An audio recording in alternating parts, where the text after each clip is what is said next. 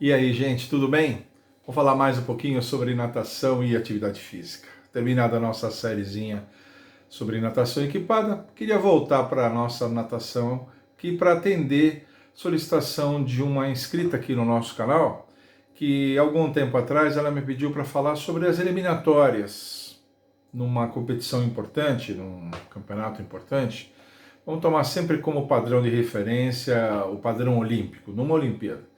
Aquelas sériezinhas eliminatórias, aquelas séries que são disputadas antes das finais, para classificar os atletas da final. Como é que a gente faz isso? Como é que as competições, como é que as instituições organizam isso?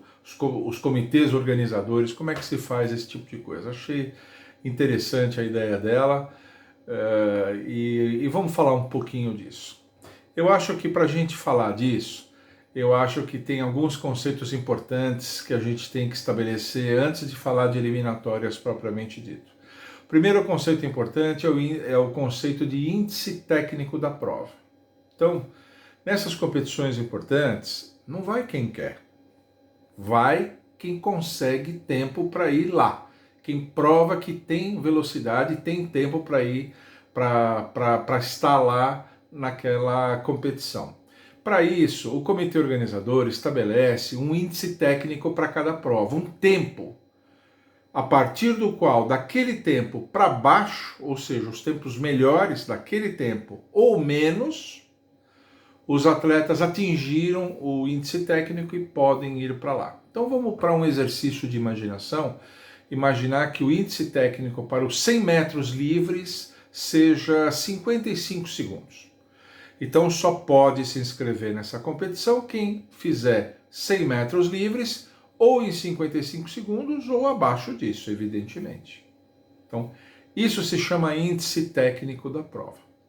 Outro conceito importante, que é diferente, que a gente tem que prestar atenção, é o de tempo de classificação, que é o tempo que o atleta conseguiu fazer em alguma competição prévia determinada pelo comitê organizador. Então o comitê organizador já define se são 6 meses antes, 8 meses antes, um ano antes, quais são as competições que ele vai aceitar os tempos de classificação.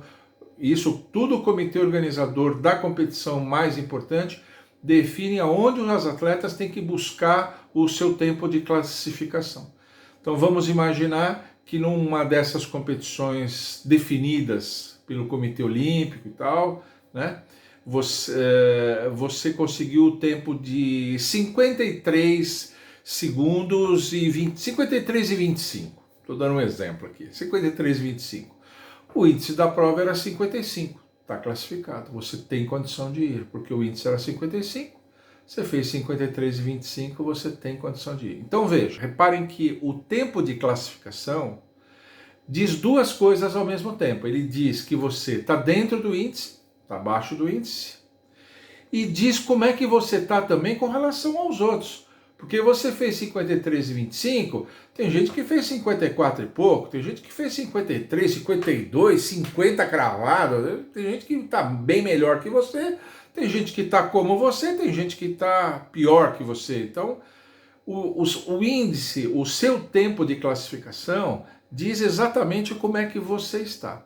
O índice técnico da prova é uma barreira, o sarrafo, como se fosse um sarrafo, e você tem o seu tempo de classificação.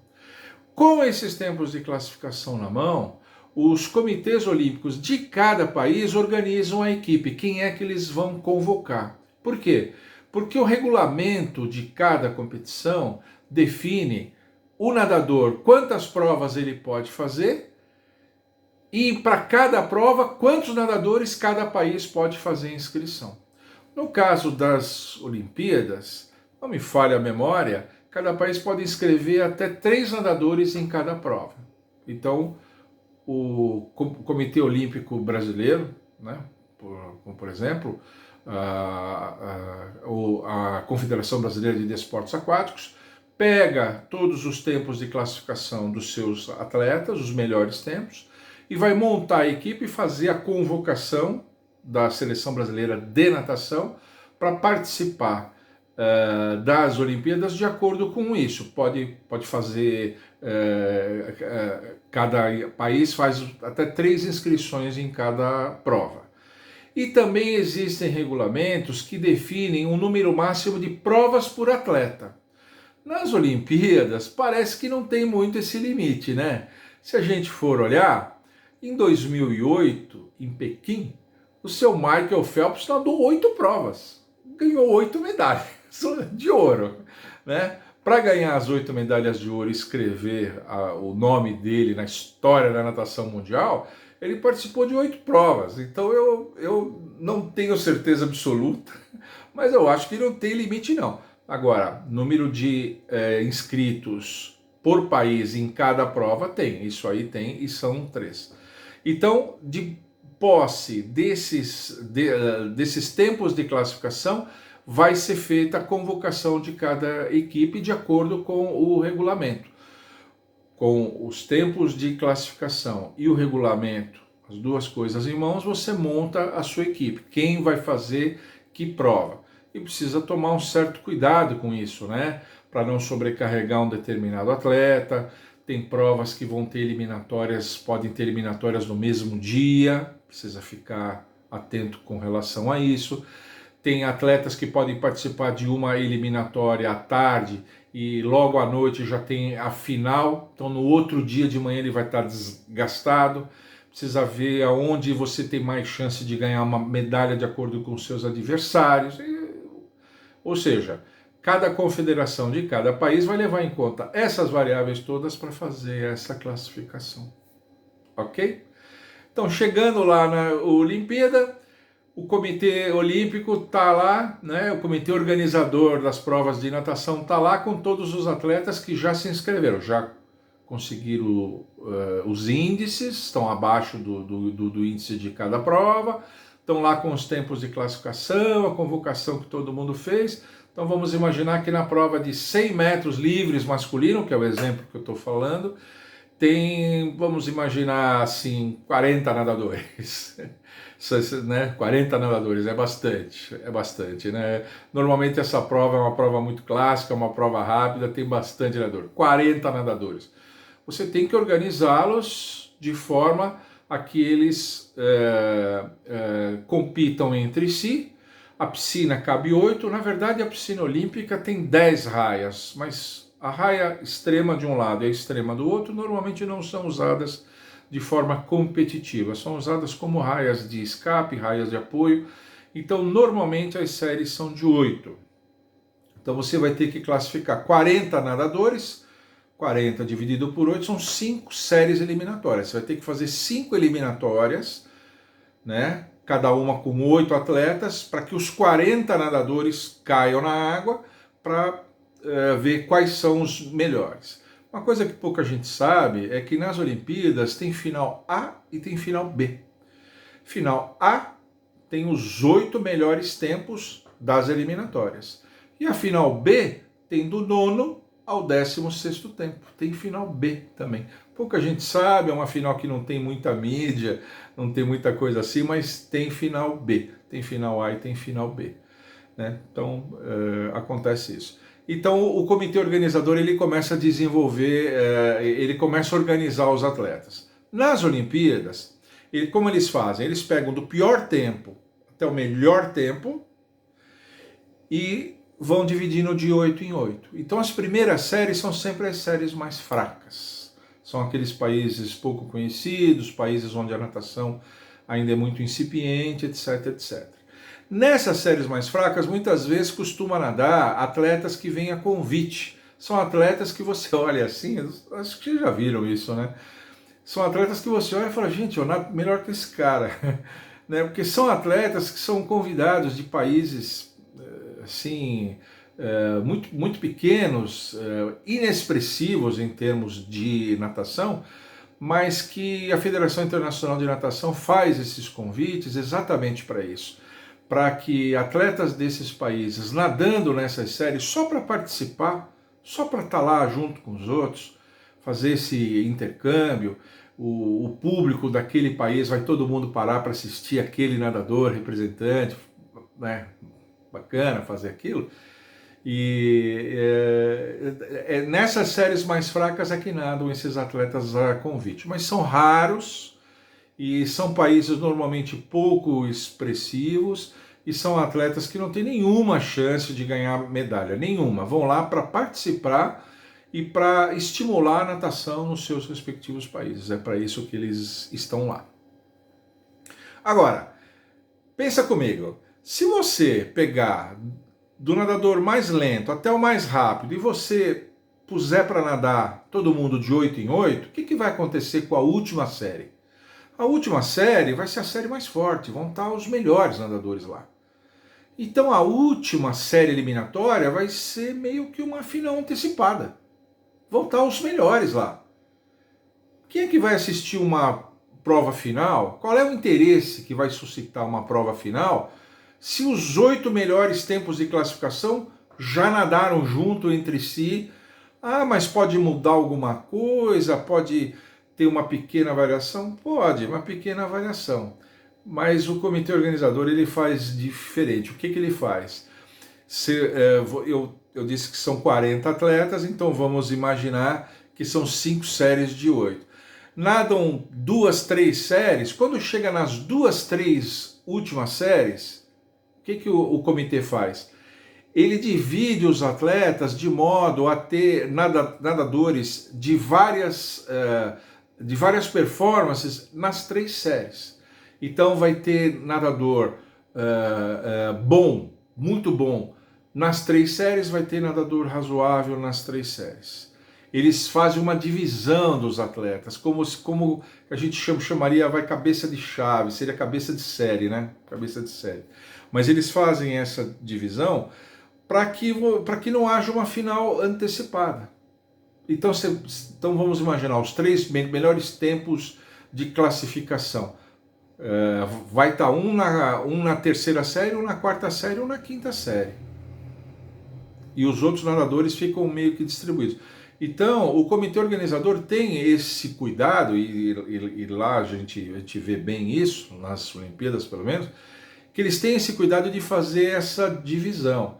Então, os atletas que têm os melhores tempos, quando nadam nas suas respectivas séries, eles têm que tomar um certo cuidado, porque eles sabem que o tempo deles é um dos melhores e eles vão nadar contra nadadores muito fracos. Se eles soltarem muito, se eles não se empenharem o suficiente para não fazer tempo, pode ser que na outra série, a outra série seja mais forte e ele acabe ficando fora da final. Não fica entre os 8 melhores tempos, fica fora da final A. Perceberam? Então, começa da série mais fraca, vai até a série mais forte, mas nas últimas séries eles dão uma misturada para que não haja uma final antecipada, e isso tem que deixar os bons nadadores alertas com relação à sua série, para não serem prejudicados se cair numa série muito fraca. Imagina um nadador muito bom cair numa série muito, muito fraca, e ele solta, ele olha que ele está líder, ele solta e fala, eu já estou classificado e tal. Mas a classificação não é por colocação, a classificação é por tempo. Se as outras séries também, que tem bons nadadores, forem séries mais fortes, ele não ficar entre os 8 melhores tempos, ele está fora da final. Ele pode estar com o condicionamento que for, pode estar com a velocidade que for, que ele fica fora da final. Ok? Eliminatórias sempre são pela manhã. As provas eliminatórias normalmente são sempre pela manhã e as finais são sempre à tarde. Isso tem uma razão fisiológica. Muitos estudos comprovam que por mais bem condicionado que o atleta esteja, por mais que ele leve em conta fuso horário, por mais que ele se condicione e tal, sempre as performances da manhã são um pouco piores, são prejudicadas do que as finais à tarde. À tarde o organismo está mais desperto, está mais bem alimentado, está mais bem hidratado, está mais... Então, normalmente a tendência é que os melhores resultados sejam obtidos na parte da tarde. Os atletas sempre vão melhor à tarde. Então, normalmente as eliminatórias são de manhã, né? 9, 10, 11 horas da manhã, horário local. E as finais são sempre ou no finalzinho da tarde ou comecinho da noite. Quase sempre assim, Se houver desistência, o que acontece? O atleta disputou a eliminatória, se classificou para a final, estava, sei lá, com quinto tempo. Ele estava classificado para ir na final com quinto tempo, mas ele desiste por alguma razão, preferiu fazer outras provas, ou apresentou alguma lesão, alguma coisa e tal, e ele desiste. Por alguma razão ele desiste. Chama-se o próximo. Então, o sexto colocado vira quinto, o sétimo vira sexto, o oitavo vira sétimo, e assim sucessivamente. Um dos nadadores que tinha sido, inclusive, desclassificado, que não estava classificado para a final A, é chamado para a final A. E aí reclassifica toda a final B, se for o caso. Interessante isso, né? Outra coisa, com relação a empate. Empate nos centésimos. Pode acontecer, né? O nadador fez 51,26 e o outro fez 51,26. O que eles fazem? Vão para os milésimos? Não vão para os milésimos, não. Tem um desempate na forma de um desafio. Nadam só os dois. É raro acontecer, que tem que empatar nos centésimos, mas nadam só os dois. Acontece às vezes. É uma sériezinha só com os dois nadadores. Vamos ver quem pode mais. Quem pode mais chora menos. E aí eles disputam para fazer isso. Eu nunca vi numa série de desempate acontecer novo empate. Eu nunca vi acontecer isso. Mas já vi séries de desempate. Então há uma série extra de desempate quando acontece isso. Empate nos centésimos. E uma última coisa curiosa com relação às provas eliminatórias com relação aos revezamentos. Muitas vezes os revezamentos eles não têm séries eliminatórias, eles têm só uma semifinal. É uma semifinal e já classifica para a final. E o que acontece nas provas de revezamento é que a composição do revezamento é absolutamente livre. Então é permitido que nas séries semifinais, por exemplo, vamos imaginar um país, isso tem que ser país que tem nadadores em abundância, né? Tem que ser Estados Unidos, Rússia, Itália, tem que ser países de tradição olímpica. Mas vamos imaginar os Estados Unidos, tem nadadores em abundância, lá a natação tem um prestígio muito grande, aquela coisa toda. A equipe pode disputar a semifinal com uma equipe e a final com outra equipe completamente diferente. Eu nunca vi substituir os 4 nadadores, eu já vi pouparem 2 nadadores, até 3 nadadores. 3 nadadores ficam de fora, só um nada as 2 vezes. Então você pode fazer a disputa com uma equipe de 4 nadadores, quando vai para a final você substitui 1, 2 ou 3 nadadores, bota os seus melhores. Então você poupa os seus melhores nadadores de ter que disputar o que seria uma eliminatória, uma semifinal a mais. Ele teria que cair na água uma vez mais. Então, normalmente essas estrelas assim, poupa-se eles porque ele já tem muitas vezes que nas suas provas individuais tem que disputar eliminatória, muitas vezes tem que disputar eliminatória, semifinal e final, né? Pode acontecer. E, enfim, nos revezamentos pode acontecer uma coisa dessa. Tá bom? Eu acho que era isso. Eu consegui reunir, acho que o básico para vocês terem uma ideia. Quando acontecer os próximos Jogos Olímpicos, a gente não sabe quando vai ser com essa coisa toda do coronavírus aí. Quando acontecer os próximos Jogos Olímpicos, confere lá que vocês vão ver que é mais ou menos assim. E isso vale para cada prova, né? Para cada prova. Provas longas, 800, 1.500 metros, as provas mais longas de piscina, às vezes tem só uma semifinal e uma final. Às vezes tem, porque tem poucas inscrições. Isso depende muito do número de inscritos. Mas tem poucas inscrições, né? E existem certos campeonatos que não tem nem final. Não é o que acontece nas Olimpíadas, mas já vi campeonatos que não acontece nem final. Faz 2 ou 3 séries e faz a final por tempo. Tá bom? Por hoje era isso, gente. Desculpa se ficou meio longo, mas tem muitos detalhezinhos nessa coisa. Se vocês gostaram, por favor, deixem um like aqui, se inscrevam, ativem o sininho, fiquem sempre com a gente, divulguem o nosso canal, façam críticas e sugestões, façam comentários aqui, o que vocês acham. Eu esqueci alguma coisa? Eu tentei ir atrás de todas as informações, né? Não é bem a minha praia, mas acho que eu consegui reunir o principal aqui, tá bom? E mandem suas sugestões, porque as melhores aqui viram vídeo, como foi essa aqui. Tchau!